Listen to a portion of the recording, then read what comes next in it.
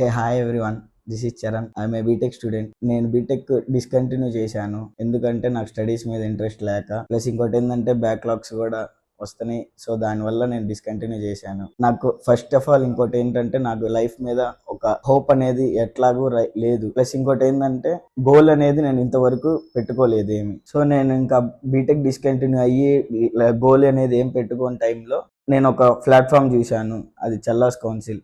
Social media ద్వారా చూశాను. నేను అది చూసిన తర్వాత నేను చాలా అంటే ఎట్లా మాట్లాడాలి సార్తో, ఎట్లా కాంటాక్ట్ అవ్వాలి ఏం మాట్లాడాలి అనేది కూడా తెలియదు. కానీ ఒకసారి మాట్లాడదాం అని చెప్పి మాట్లాడినప్పుడు సార్తో మాట్లాడిన ప్రతి మినిట్ నాకు ఒక మంచి వాల్యుబుల్ మెసేజ్ అనేది సార్ నాకు చెప్పారు. డాక్టర్ చల్లా సుబ్రహ్మణ్యం గారిని కలవటం అనేది నాకు చాలా, సార్ని కలిసిన తర్వాత నాకు లైఫ్ మీద ఒక మంచి హోప్ అనేది వచ్చింది.